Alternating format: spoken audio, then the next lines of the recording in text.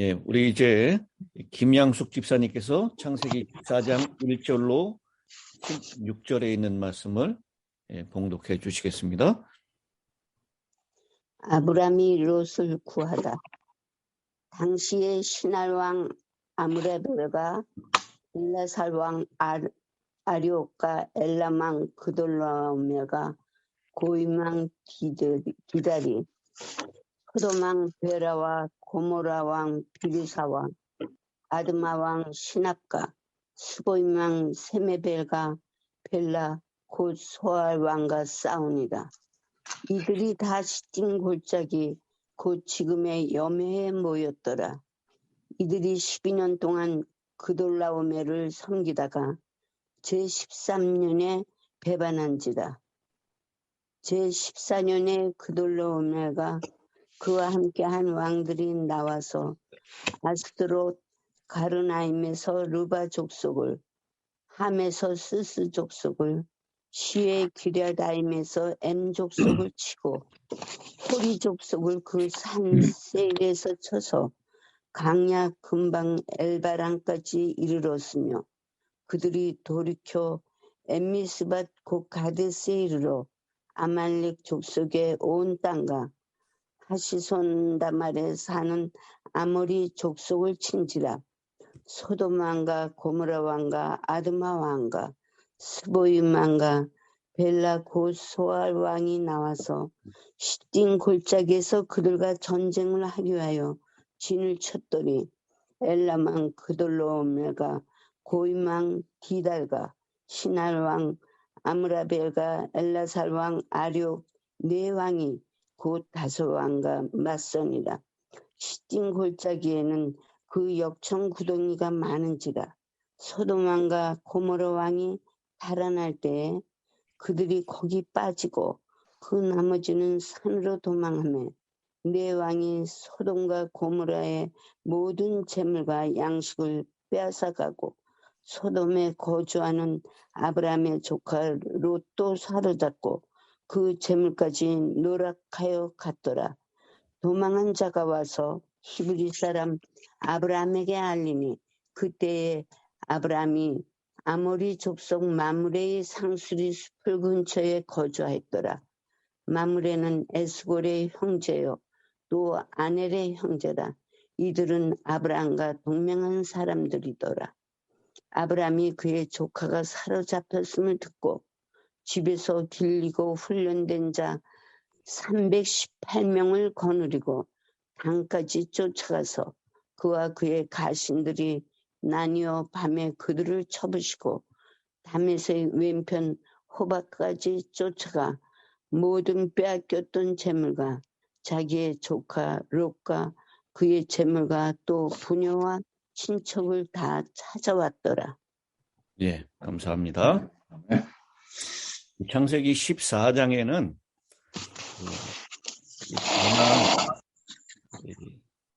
가나안 부족들 간 국가 간의 전쟁이 기록되어 있습니다. 이 가나안의 이 전쟁을 길게 기록한 이유가 있습니다. 첫 번째, 이 전쟁은 비록 당시의 왕들이 한 지역을 다스리던 부족의 왕들이라 할지라도 성서 기록상 최초의 국가 간의 전쟁 기록입니다. 두 번째는 이 전쟁은 가나안족이 셈족의 지배를 받게 될 것이다 라고 하는 노아의 예언, 창세기 9장 25절 26절에 있는 예언이죠. 창세기 9장 25, 26 이에 가로되 가나안은 저주를 받아 그의 형제의 종들의 종이 되기를 원하노라 하고 이르되 셈의 하나님 여호와를 찬송하리로다. 가나안은 셈의 종이 되고라고 했는데 이 노아의 예언을 확인해 준 것입니다. 세 번째, 이 여매를 중심으로 한 5개국의 연합군 그리고 가나안 북쪽에 있는 그돌로오멜 엘라망을 중심으로 한 네 개국의 연합 전쟁. 이 전쟁의 기사는 12절에 있는 말씀을 소개하기 위해서 길게 열거된 것처럼 보입니다. 12절에 소돔이 그 전쟁에 휘말렸는데 그 소돔에 살고 있는 아브라함의 조카 롯도 사로잡고 그 재물까지 노력하여 갔더라라고 하는 말씀으로 일단락을 짓고 있습니다. 그래서 이 롯 개인에게는 소돔으로부터 강제적으로 하나님께서 끄집어내는 그 일을 얘기하고 있고요. 그리고 이 전쟁 사건이 롯이 이 사건으로 말미암아 소돔과 관계를 끊어야 했다라고 하는 것을 얘기합니다. 그리고 그가 그토록 소중하게 여겼던 재물까지도 여기 재물을 특별히 언급하고 있죠. 그 재물까지도 한순간에 잃어버렸다라고 하는 그것을 통해서 들어가서 살지 말아야 될 곳을 하나님께서는 이런 경고로 말씀을 하고 있는 것입니다. 그런데 우리가 잘 알듯이 이 전쟁 이후에도 롯은 소돔을 다시 돌아왔고 그곳에서 여전히 그 죄의 물결 가운데 살았던 이야기를 알게 됩니다. 그리고 네 번째 이 가나안 이 남북 전쟁의 이야기를 통해서 아브라함을 가나안 땅의 중심 인물로 등장시키는 결과를 가져옵니다. 그래서 아브라함이 명실공히 이 가나안 땅에서의 위상이 확실하게 높여지는 사건이 되게 되는 것입니다. 그리고 마지막 다섯 번째는 소위 이방 왕들의 싸우는 세속사를 통해서 이 기록을 기록한 것은 이 구속사의 중심 인물은 아브라함과 롯의 이야기가 바로 중심이 되었는데요. 만약 이 롯이 소돔 땅에 살고 있지 않았다면 창세기에 이 가나안 남북 왕들의 전쟁의 이야기가 기록되지 않았을 수도 있습니다. 이 세속사를 통해서 여전히 하나님의 구속사를 우리에게 잘 보여주고 있는 그런 사건이 되겠다라고 하는 것입니다. 다소 여러 왕들이 등장하고 지명들이 등장하고 해서 좀 힘들 수가 있는데 그래서 제가 여러분들이 이해를 돕기 위해서 이 지도를 하나 좀 보여드리도록 하겠습니다. 지도가 잘 보이시나요? 네. 네. 여기 지도에 있는 이 모습을 보면 창세기 14장에 나오는 가나안에서의 연합전쟁이라고 하는 제목으로 지도가 나타나 있죠.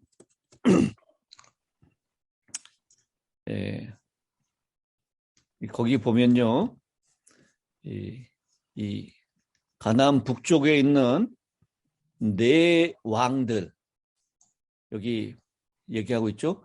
그돌라 오멜 연합군이 배반한 성읍들을 치기 위해서 원정을 오는 장면이 나와 있습니다. 여기 신할 왕 아브라벨, 이것을 신할 땅 하면 여러분 어디가 생각납니까? 신할 땅. 헤브론? 신당 헤브론. 그 바벨탑을 세운 땅이 어디죠? 신할평지. 신할 땅. 11장 2절에 나오죠. 동방으로 옮기다가 신할 평지를 만나서 거기에서 탑을 세우게 됩니다. 그 신할 땅, 그것은 바벨탑이 세워진 곳이고 지금 바벨론이 위치한 곳이다라고 우리가 쉽게 이해할 수 있죠. 아므라벨이라고 하는 왕이 등장하는데 그 왕을 이 학자들은 누구라고 쉽게 이해를 했었냐면, 바벨론의 왕이었던 이 함부라미일 것이다라고 생각을 했었습니다. 그런데 이 함무라비라고 하는 이 사람은 이 아브라함 시대보다 조금 후대의 사람이에요. 그래서 그 사람은 아닌 것으로 그렇게 우리가 이해를 할 수 있습니다. 어쨌든 지금의 이란과 이라크에 해당되는 그 지역에 있는 네 왕들, 특별히 엘람 왕, 그돌라 오메를 중심으로 해서 이 엘람은 오늘날 이란 고원의 남부에 위치했던 나라로서 수도는 수사입니다. 페르시아 왕 이 에스더가 살고 있었던 궁이 그 수산궁이라고 얘기하고 있죠. 바로 그 엘람 왕, 그것은 바로 오늘날 이란에 있었던 그 지역을 얘기합니다.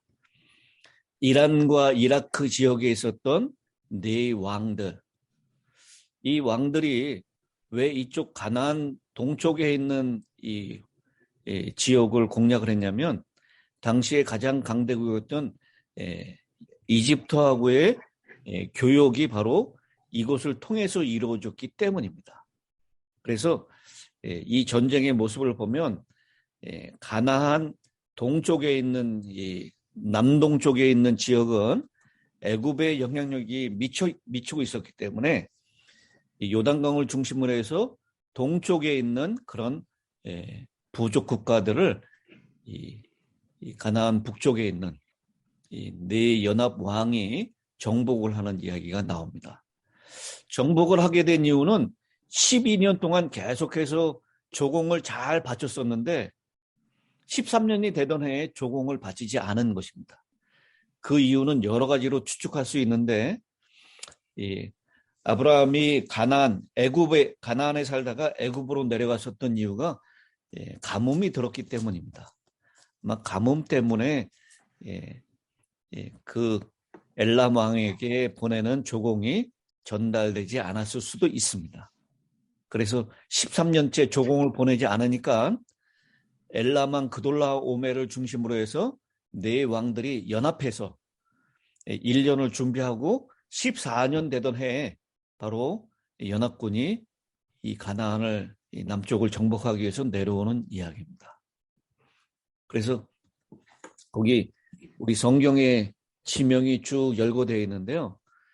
가르나임, 아스드롯, 그 다음에 사웨기라다임, 이쪽 지역을 쭉 정복하면서 내려오게 되는 것입니다.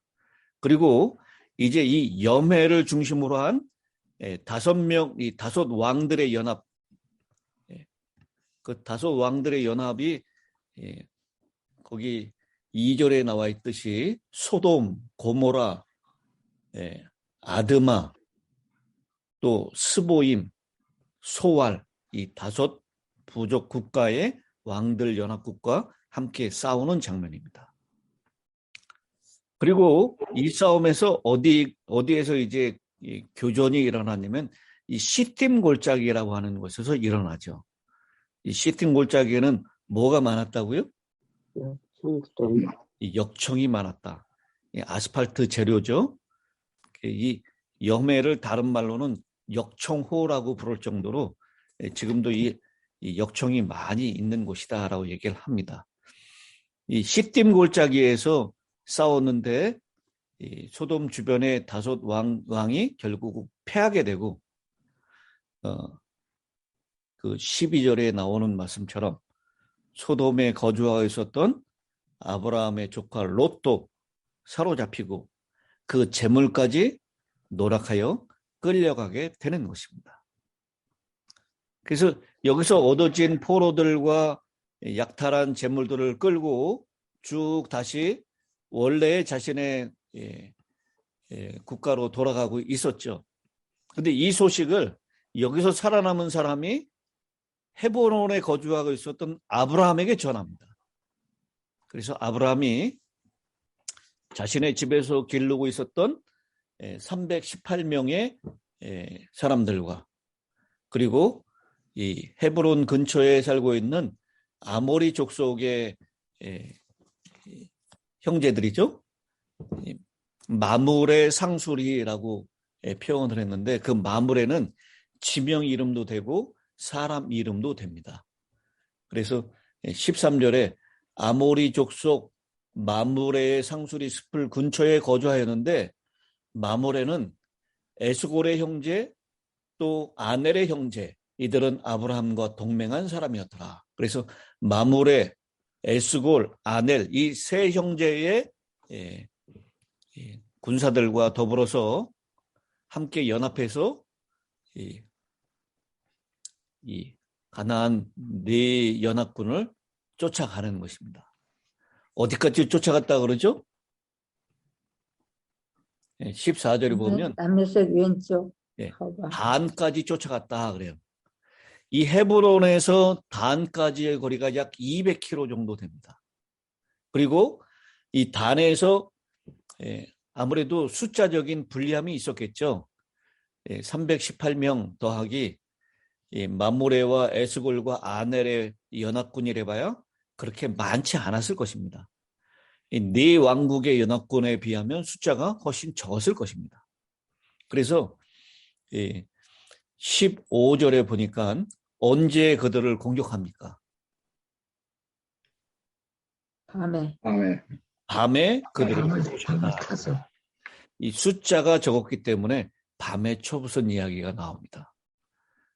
그리고 이 단에서 공격을 받아서 한 80km 북동쪽으로 있는 호바까지 쫓아가서 그들을 쳐부시고 그 다음에 거기에 있는 롯과 그리고 거기에 같이 있었던 재물들, 부녀, 친척들 그 사람들을 다 구출해서 돌아오는 이야기입니다. 돌아오다가 이 베델을 지나서 살렘에 도착했을 때 멜기데색을 만나게 되고 또 소돔 왕이 다시 영접하러 나오는 이야기가 이 14장 후반부에 나옵니다. 그것은 아마 다음 월요일 날 구원의 목사님께서 말씀을 주실 것이라고 생각을 합니다. 이렇게 지도로 이렇게 살펴봤는데 여러분 창세기 14장에 있는 이 지명들이 다 이렇게 이제 어느 정도 이해가 되십니까? 예. 네. 그 다음에 북방에 있는 4개의 연합군 또 이 여매를 중심으로 한 소돔과 고모라 그 5개 연합 왕들이 서로 싸우는 이야기. 그런데 그 싸우는 이야기가 중요한 것이 아니라 그 이야기의 중심, 결론은 어디에 있는 것입니까? 구속의 중요한 역할을 하는 아브라함, 그리고 아브라함의 조카 롯의 이야기가 거기에 들어가 있는 것입니다. 사실 롯의 이야기를 통해서 이 하나님께서는 무엇을 강조하고 싶으신 것이냐면 너희들이 보기에 좋은 것, 편안하고 화려하고 그리고 재산을 많이 늘릴 수 있는 그곳으로 가는 곳을 선택했다 할지라도 그것이 정말 살 길이 아니다라고 하는 것을 보여주는 것입니다. 여러분 만약에 롯이 소돔이라고 하는 곳으로 들어가지 않았다면 이 전쟁에 휘말릴 필요도 없었고 가족들이 다 그렇게 포로로 잡혀가고 재산도 다 뺏겨가는 그런 비극은 있지 않았을 것입니다. 그러나 그가 그렇게 자신이 원하는 곳으로 갔고 그리고 결국 그는 그렇게 고생하는 그 길로 빠져들 수밖에 없었다라고 하는 것, 그것을 말씀을 하고 있습니다. 그리고 2절에 나오는 그 소돔과 고모라의 왕들의 이름이 나오죠. 이 소돔 왕 누구죠? 소돔 왕은 베라와 고모라. 베라라고 했죠. 이 베라의 이름은 뜻은 정복자라는 뜻입니다. 그리고 이 고모라 왕 비르사 그랬는데 비르사는 큰 자라는 뜻입니다. 그리고 아드마 왕 신압은 달의 신을 신이라고 얘기했는데 신은 아버지시다라는 뜻입니다. 그리고 스보이망 세메벨, 그것은 그의 이름은 위대하다라는 뜻인데요. 이렇게 정복자, 큰 자, 달의 신은 아버지시다, 위대하시다. 이런 이름들은 전부 다 자신의 백성들에게 이 왕들이 신적인 존재로 군림하고 있었다라는 것을 나타내는 것입니다. 이렇게 자신의 백성들에게 신적인 존재로 군림하는데 이 아브라함에게는 오직 한 분이신 신, 여호와 하나님밖에 없었고 그 한 분이신 여호와 하나님께서 아브라함의 조카 롯을 구출하는 데 있어서 아마 숫자적으로 따지면은 이 북방의 4개 연합군하고 비교했을 때 숫자적으로 너무 못 미치는 숫자일 것입니다. 그러나 기드온의 300명 군사가 대적을 물리쳤던 것처럼 아브라함의 318명의 군사, 그리고 그 아모리 족속 세왕 마므레의 형제들 이 작은 숫자의 연합군이 큰 4개 당시에 이란, 이라크에 위치하고 있었던 그 북방 4개국의 왕들을 다 이렇게 물리치고 구출해내는 이야기가 나와 있는 것입니다. 저는 이 말씀 가운데 또 한 가지 말씀드리고 싶은 것이 13절에 나오는 말씀입니다. 도망한 자가 와서 히브리 사람 아브라함에게 알리니라고 얘기합니다. 이 성경에 처음으로 히브리라고 하는 이 히브리 사람이라는 표현이 등장합니다. 히브리라는 말의 원에 대해서 다양한 견해가 있습니다. 강 저편 땅이라는 뜻의 에벨에서 왔다는 견해가 있고요. 또 아브라함이 우르에서 가나안으로 유프라테스 강을 건너서 왔다는 사실 때문에 건너다라는 뜻의 강을 건너다라는 뜻의 셈어 아비르에서 왔다라는 견해가 있고, 또 가나안에 체류하는 물이라는 측면에 물이라는 뜻의 가나안어 하벨에서 왔다는 견해가 있고, 또 사회적인 하층 계급을 지칭하는 아카드어 하비르에서 왔다라는 견해가 있습니다.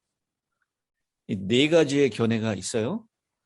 강 저편 땅이라는 에벨, 또 강을 건너다라는 뜻의 아비루, 그 다음에 가나안에 체류하는 물이라는 뜻의 하베르, 그리고 하층 계층, 사회적으로 하층 계층을 뜻하는 하비루, 이 4가지 견해가 있는데 대부분의 학자들은 첫 번째와 두 번째 견해를 받아들이고 있습니다.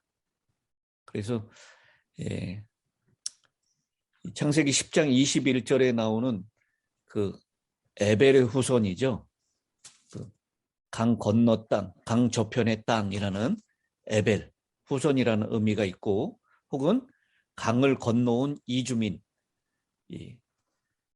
아비루라고 하는 뜻에서 유래가 됐을 것이다 라고 얘기를 합니다. 그래서 이 성경 주석가들은요, 여기 히브리 사람, 강 저편에 있다가 강을 건너온 사람이라고 하는 이름으로 히브리라고 하는 이름으로 그렇게 이해하는데요. 사실상 이 히브리 사람들은 우리가 잘 아는 대로 애굽 땅에 있다가 무슨 물을 건넜습니까? 네, 홍해를 건너요. 그리고 가나안 땅을 들어갈 땐 또 무슨 물을 건넙니까? 요단강을 건넙니다. 그래서 이 히브리 사람은 바로 강을 건너온 사람, 물을 건너온 사람이다 라고 하는 그런 뜻이다. 근데 그 물은 바로 하나님을 믿는 사람은 살리고 하나님께 속해 있지 않는 사람은 죽이는 물입니다. 홍해에서 애굽의 군대는 다 그 홍해에서 빠져 죽었지만 히브리 민족은 다 살아났어요. 그래서 물은 죽이고 또 물은 살리는 것입니다. 그것을 연관시켜서 우리는 그것을 침례라고 얘기를 하죠. 그래서 우리가 물에서 세상의 옛사람은 죽고 그리스도 안에서 다시 부활하여 다시 사는 것. 그래서 어떤 의미에서 우리는 모두 다 물을 건너온 사람, 침례를 경험한 사람이라고 하는 것입니다. 그리고 우리는 하늘에 가면 무슨 바닷가에서 노래한다 그러죠? 있는 강가에서. 유리 바닷가다라고 얘기하죠. 유리 바닷가. 근데 그 유리 바다는 뭐가 섞였다 그래요? 불이 섞여 있는 유리 바다라고 얘기하죠. 그 유리 바다도 마찬가지로 그 불은 하나님께 속해 있는 악에는 다 소멸하는 불일 것이고 하나님께 속해 있는 백성들은 다 살리는 불일 것입니다. 마지막에도 이 유리 바다는 죽이고 살리는 역할을 하게 될 것입니다. 우리는 히브리 민족인 것을 기억하시기 바랍니다. 강을 건너온 사람들. 그래서 옛사람은, 세상에 속한 옛사람은 죽고 하나님께 속한 새사람은 산, 히브리 민족. 이 히브리 민족, 히브리 사람 아브라함에게 알리고 그 아브라함이 자신의 형제, 우리말 성경에는요,